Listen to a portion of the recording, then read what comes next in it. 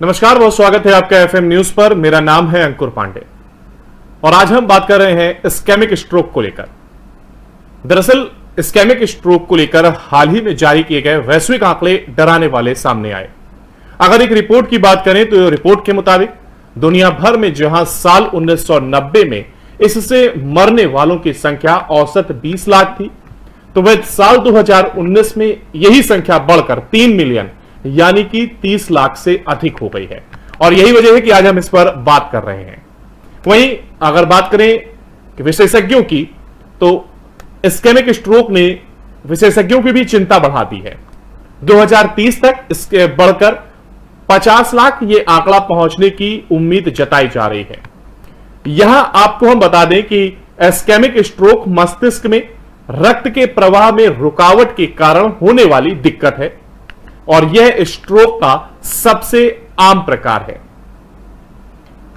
शोधकर्ताओं ने कहा सभी लोगों को इसके बारे में जागरूक रहते हुए बचाव के उपाय करते रहना चाहिए।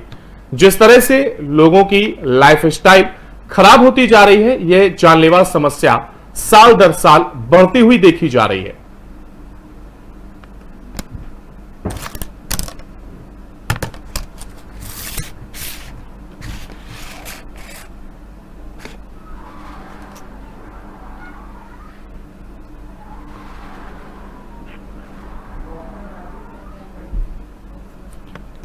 और देखिए, इस पर हम बात कर रहे हैं इस्केमिक स्ट्रोक को लेकर और इसी पर विस्तार से बात करने के लिए हमारे साथ डॉक्टर राजीव कक्कड़, जो कि वरिष्ठ चिकित्सक हैं, हमारे साथ जुड़ गए हैं। डॉक्टर राजीव, सीधे आपके पास आना चाहेंगे। जिस तरीके से देखिए हम इस्केमिक स्ट्रोक की बात कर रहे हैं, तो यहां पर जब मैं इसका शोध कर रहा था तो ये देखा मैंने कि युवाओं में ये बहुत ज्यादा प्रभावी देखा जा रहा है और युवा भी इसका शिकार होते नजर आ रहे हैं।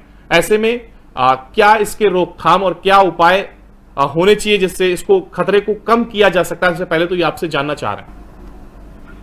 बिल्कुल सही कहा। इधर कुछ इंसिडेंट्स हर तरह के स्ट्रोक के बढ़ रहे हैं और उसका मेन कारण है कि पोस्ट कोविड जो एरा है, जो पोस्ट कोविड स्टेज है, अगर कोविड किसी भी तरह का होता है तो बॉडी में कॉम्प्लिमेंट्री बढ़ जाती है और इंफ्लेमेटरी मीडिएटर्स बढ़ जाते हैं। जो ब्लड क्लॉट्स होते हैं, छोटे छोटे ब्लड क्लॉट्स है, वो भी बॉडी की किसी पार्ट से हो करके ब्रेन में या हार्ट में कहीं जाकर करके ब्लॉक कर देते हैं। क्योंकि उस पीरियड में हम लोगों ने देखा था कि कोविड के पीरियड में हम लोगों को ब्लड थिनर्स की जरूरत पड़ती थी, काफी हार्ट के पेशेंट बढ़ गए हैं। एंड लॉन्ग कोविड, जिनको कोविड 1 या 2 साल पहले भी हो गया है, उनको कुछ न कुछ सिम्टम्स लोगों के पड़ते हैं। स्पेशली वो लोग जिनकी लंग का इन्वॉल्वमेंट 25% या 50% से ज्यादा होता है, उसमें एटिपिकल निमोनिया डेवलप होता है, लंग की ब्लड वेसल्स ब्लॉक करती है। उसी तरह के डिफरेंट ऑर्गन्स में जाकर के छोटी छोटी ब्लड वेसल्स ब्लॉक कर जाती है। कभी कभी कुछ बड़े क्लॉट्स जाकर के ब्रेन या हार्ट में जाकर ब्लॉक कर देते हैं। तो इसका इंसिडेंस बढ़ रहा है। एक कारण तो ये है पोस्ट वायरल जो हम लोगों को ये इंसिडेंस बढ़ रहा है। दूसरा कारण बहुत बड़ा है हम लोग की लाइफ स्टाइल। जो हम लोग की लाइफ स्टाइल है, सेडेंटरी लाइफ स्टाइल हो गई है। पहले हम लोग कोविड के पीरियड में एक बहुत बड़ा चेंज आया हमारे लाइफ स्टाइल में, यू टर्न आया है वर्क फ्रॉम होम। पहले हम लोग घर से निकलते थे, ऑफिस जाते थे, किसी भी व्हीकल में होकर के जाते थे, बाहर निकलते थे। अब ज्यादातर लोगों को ये हो गया है कि लोग अपने घर में बैठे रह करके कंप्यूटर में काम करते हैं। ऑफिस तो खुल गए हैं लेकिन अभी भी 100% work from home, work from office नहीं शुरू हुआ है। हफ्ते में 1 या 2 दिन ऑफिस जाना होता है। मूवमेंट रिस्ट्रिक्टेड है। जो हम लोग को पहले पिक्चर देखते थे 1 या 2 घंटे की होती थी, हम लोग कंप्यूटर में बैठ करके या टीवी में बैठ करके नेटफ्लिक्स या बड़े बड़े सीरियल देखते हैं और वो इतने इंटरेस्टिंग, इतने अच्छे होते हैं कि 1 या 2 दिन में खत्म करने की कोशिश करते हैं और रात भर बैठ के देखते हैं। हम लोग की स्लीप पूरी नहीं होती है। बैठ के जब टीवी देखते हैं तो मोस्टली हम लोग कुछ ना कुछ खाते हैं, जंक फूड खाते हैं, ओबेसिटी होती है, हम लोग की लाइफ स्टाइल काफी स्लगिश हो गया है, मूवमेंट कम होते हैं। ये सारे फैक्टर्स हैं जो कि रिस्पॉन्सिबल है हम लोग के कॉग्निटिविटी बढ़ने की। स्मोकिंग है, टोबैको यूज है, अल्कोहल है, इंफ्लेमेटरी डाइट्स हैं। जो डाइट होती है 2 कैटेगरीज में डिवाइड कर सकते हैं। जो एक तो न्यूट्रिशन प्रोवाइड करती है, नॉन इंफ्लेमेटरी डाइट्स होती है जिसमें फ्रेश फ्रूट्स वगैरह होते हैं। एक कुछ ऑयली प्रिपरेशंस है, मैदा की बनी हुई चीजें हैं और जो रेडीमेड फूड्स आर्टिकल्स होते हैं जो इंफ्लेमेटरी डाइट्स होते हैं। तो ये सारे factors, lack of exercise and all these things are responsible for precipitating this strokes. लेकिन अगर हम आज की लाइफस्टाइल की अगर बात करें तो इसमें क्या इतनी गुंजाइश है कि हम सारी चीज़ों से बच सके? क्योंकि देखिए जिस तरीके से बेशक तौर पर धूम्रपान हमें नहीं करना चाहिए और अपनी किडनी का ख्याल हमें बेशक तौर पर रखना चाहिए, इसके लिए अच्छा खान पान जिम्मेदार है। तो इतनी चीज़ों को छोड़ते हुए क्या पॉल्यूशन, जिस सोसाइटी में हम रह रहे हैं वहाँ पर पॉल्यूशन एक बड़ी वजह नहीं है? यानी कि अगर हम इतनी चीज़ों का ध्यान रखते भी हैं, मान लीजिए कि हमने धूम्रपान नहीं करते हैं और किडनी का अपने ख्याल रखते हैं, शुगर लेवल को अपने हम मेंटेन रखते हैं, तो क्या पॉल्यूशन इसमें बड़ा रोल अदा नहीं कर रहा है? इस तरीके की बीमारी को हमारे साथ जीवन शैली में क्या ये पॉल्यूशन शामिल नहीं हो गया जिस वजह से हम बीमार पड़ते जा रहे हैं? बिल्कुल आपने सही कहा। पोल्यूशन, कोई भी पोल्यूशन हो, अगर हम पोल्यूशन की बात करते हैं तो हमारे दिमाग में जहन में केवल एक चीज आती है, एनवायरमेंटल पोल्यूशन, एक्सटर्नल पोल्यूशन। लेकिन पोल्यूशन इंटरनल एक्सटर्नल पोल्यूशन से ज्यादा इंडोर पोल्यूशन भी आजकल है, क्योंकि हम लोग की जो एक्टिविटी है, अगर 24 घंटे में देखें तो 18 घंटे हम लोगों को, चाहे वो ऑफिस में बैठना हो, चाहे वो अपने घर पे बैठना हो, इंडोर पोल्यूशन है। इंडोर पोल्यूशन में हमारे वेंटिलेशन प्रॉपर नहीं है, एसी ठीक से, एसी में हम लोग बैठे रहते हैं, सनलाइट अंदर नहीं आती है, जो डस्ट है वहीं पर मूव करती रहती है, बंद कमरे में हम लोग स्मोक करते हैं। एक फर्स्ट हैंड स्मोकिंग होती है, जो स्मोकर होता है, जो सेकंड हैंड स्मोकिंग, जो दूसरा आदमी बगल में बैठा हुआ है स्मोकिंग का, उसका प्रभाव पड़ता है। एक थर्ड हैंड स्मोकिंग होती है, जो स्मोक के पार्टिकल्स आपके फर्श पे या टेबल पे बैठे रहते हैं, वो बंद कमरे में कई दिनों तक सर्कुलेट करते रहते हैं, वो थर्ड हैंड स्मोकिंग होती है। तो इंटरनल पॉल्यूशन, जो एक्सटर्नल पॉल्यूशन है, इंडोर पॉल्यूशन है, उसके अलावा बहुत सारे नॉइस पोल्यूशन है, और जितने भी पोल्यूशन हो वो किसी न किसी तरह हमारे बॉडी में इफेक्ट करते हैं।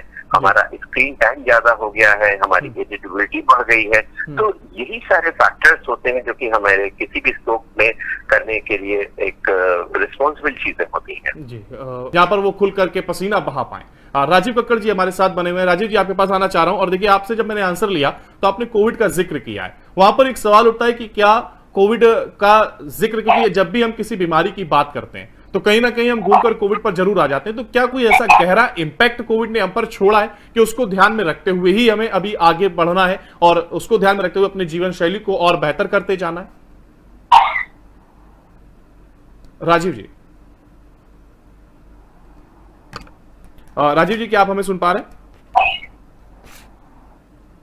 हेलो हेलो जी, क्या मेरी आवाज आप तक आ रही है राजीव जी? बिल्कुल बिल्कुल बिल्कुल। जो हमारी लाइफ स्टाइल है, जो पैटर्न है, वो पूरा चेंज हो गया है कोविड के बाद में। जैसे अभी थोड़ी देर पहले हमने कहा था, उस जमाने में जिस समय कोविड नहीं था, कि हमारा मूवमेंट होता था, वो कोविड खत्म हो गया है, लेकिन उसका कुछ न कुछ इम्पैक्ट वायरस का हमारी बॉडी में जरूर पड़ा हुआ है। हम ठीक हो गए हैं, लेकिन फिर भी हम लोग उससे ठीक नहीं है। हमारे लंग्स ठीक हो गए हैं, हम चलते फिरते हैं, लेकिन फिर भी उन वायरस का प्रभाव हमारे लंग के ऊपर, हार्ट के ऊपर, कोई भी बॉडी में डैमेज होता है, उसकी जब हीलिंग होती है तो ऑलवेज हीलिंग बाय फाइब्रोसिस। वो पार्ट जैसे कहीं बर्न होता है, वो पार्ट जब हील करता है तो वो एरिया थिक हो जाता है, सिकुड़ जाता है, चाहे वो हार्ट हो, चाहे वो लंग हो, एक लॉन्ग टर्म में उसका एक इफेक्ट होता हो। इधर आपने रिसेंटली बहुत सुना होगा, जो सेलिब्रिटीज हैं वो सडनली जिम में जा रहे थे, काम कर रहे थे, दौड़ रहे थे, उनके खान पान अच्छा है, लाइफ स्टाइल बहुत अच्छी है, लेकिन सडनली उनका हार्ट फेल हो गया, उनकी डेथ हो गई। तो लोगों ने कहना शुरू कर दिया कि क्या योगा हमारे लिए हार्मफुल है, क्या एक्सरसाइज करना हमारे लिए हार्मफुल है? नहीं, कोई भी चीज, कोई भी एक्सटर्नल एक्सरसाइज हमारे लिए हार्मफुल नहीं है, लेकिन हमारा दिमाग वही है। हम लोग शायद पोस्ट कोविड के बाद में अपने दिमाग से तो हम लोग स्वस्थ हो गए, लेकिन शरीर से हम लोग स्वस्थ नहीं हुए। हम लोगों ने सोचा हमारा हार्ट ठीक है, हमारे लंग ठीक है, हमारी ऑक्सीजन ठीक है, पल्स ऑक्सीमीटर में ठीक है, और हम फिट है। और उसी तरह से जिम में जाकर के अगर ट्रेडमिल में कोई 7 और 8 और 10 की स्पीड पे रन कर रहा है, तो आपने भी करा। वो अगर आधे घंटे कर रहा है, आपने भी 1.5 घंटे कर लिया, आधे घंटे, लेकिन इस बात पे ध्यान नहीं रखा कि आपका स्टैमिना क्या है।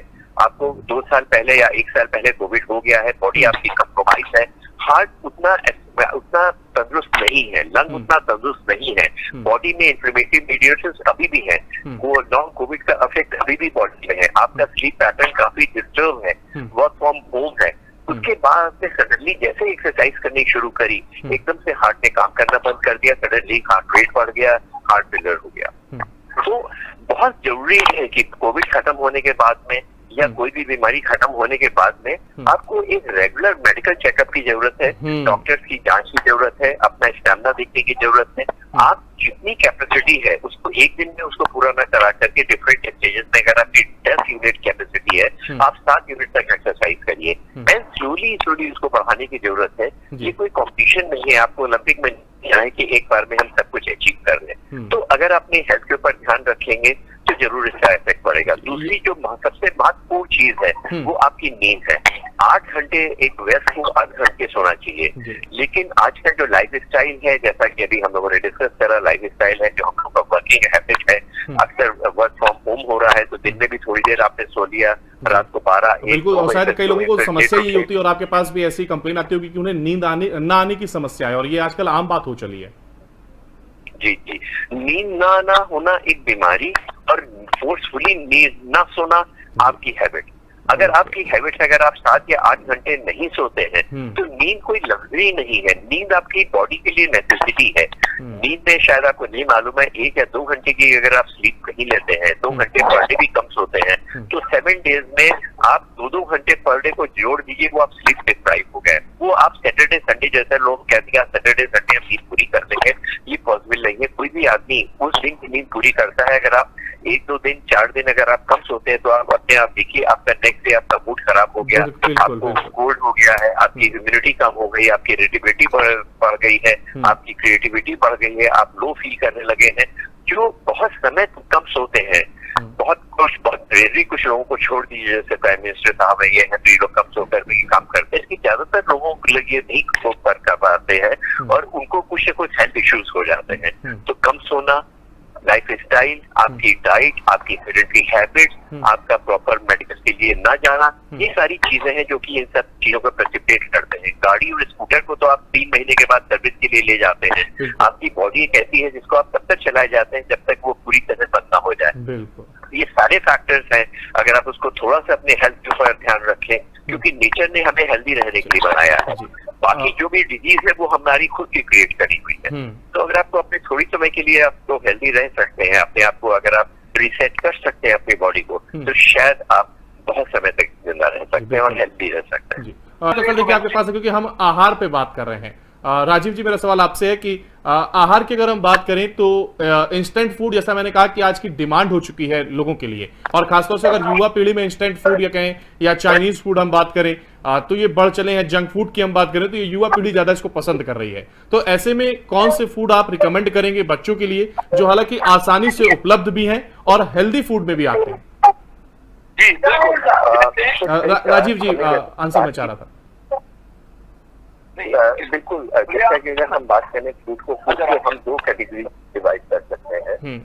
हेलो जी, आप अपनी बात रखें। 2 कैटेगरीज में, हाँ, फूड को हम 2 कैटेगरीज में डिवाइड कर सकते हैं। एक वो फूड जो आपको न्यूट्रिशन देता है, आपको एनर्जी देता है, आपकी एंटीबॉडीज बनाता है, आपको डिजीज से प्रोटेक्ट करता है। वो सारे फूड जो कि नेचर ने हमें दिए हैं, वो सारे फूड जो कि विटामिन से पूरी तरह है, और वो फूड जो कि हमने स्वयं बनाए हुए हैं, उन फूड को बहुत ज्यादा कुक करके, उनकी जैसे आटे की चोकर निकाल करके, उसको प्रोसेस करके, मैदा की बनी हुई चीजें, उनमें प्रिजर्वेटिव डाल करके, कलर्स डाल करके, वो सारे इन्फ्लेमेटरी फूड्स होते हैं। ऑल टाइप ऑफ एडिक्शन, जितनी भी ड्रग्स होती हैं वो आपकी बॉडी को डैमेज करती हैं। एनी फॉर्म ऑफ अल्कोहल, चाहे वो स्मोक करें, चाहे आप पान मसाले में खाएं, वो आपके लिए हानिकारक है। सारे मसाले हमारे लिए हेल्दी होते हैं। जो अगर आप ओल्ड ट्रेडिशनल फूड को बात करें, इंडियन फूड को, तो सारे मसालों में कुछ न कुछ क्वालिटी होती है, लेकिन उन्हीं मसालों को बैलेंस से हटा करके कुछ ज्यादा उपयोग करने से वो हमारे लिए हानिकारक हो जाते हैं। बहुत सारी तेल की बनी हुई चीजें वो हमारे लिए हानिकारक है। किसी भी चीज जिसमें एक्सपायरी लिखी होती है, जो प्रिजर्वेटिव्स होते हैं, वो हमारी हेल्थ के लिए हानिकारक होते हैं। वो डाइट जो कि हमें न्यूट्रिशन न देके शुगर की बनी हुई चीजें होती है, एक्स्ट्रा सॉल्ट, एक्स्ट्रा शुगर, मैदे की बनी हुई चीजें, ये सारी चीजें हमारी हेल्थ के लिए हानिकारक है। जैसा कि आयुर्वेद में कहा है, हर चीज का एक बैलेंस होना चाहिए। ना ज्यादा नींद होनी चाहिए, ना ज्यादा डाइट होनी चाहिए, ना कम होना चाहिए। कम खाना खा करके रिस्ट्रिक्टेड फूड ले करके हम लोग हेल्दी रह सकते हैं, लेकिन ज्यादा खाना खाने के केवल हम लोग बीमार हो सकते हैं। जी बिल्कुल, एक तरफ जहां नई बीमारी लगातार हावी होती जा रही तो वहीं पर हेल्दी लाइफस्टाइल के साथ इन सभी बीमारियों पर रोकथाम लगाई जा सकती है। बड़े ही आसान तरीके से अगर हम थोड़ा सा अपने शरीर पर अपने लिए काम कर लें तो शायद इस पर रोकथाम लग सकती है। और डॉक्टर राजीव कक्कड़, आप हमारे साथ जुड़े, अपनी बात को रखा, बहुत शुक्रिया आपका हमारे साथ जुड़ने के लिए। डॉक्टर वीएन त्रिपाठी, आपका भी बहुत बहुत शुक्रिया इस डिबेट में हिस्सा लेने के लिए और अपने विचार रखने के लिए। तो देखिए, जीवन शैली और स्ट्रोक से हो रही मौत को लेकर के आज हमने बात करी है और इसी पर हमने बात करी कि अगर इसमें थोड़ा सा सुधार कर लिया जाए तो कितनी ही आसानी से इससे बचा जा सकता है।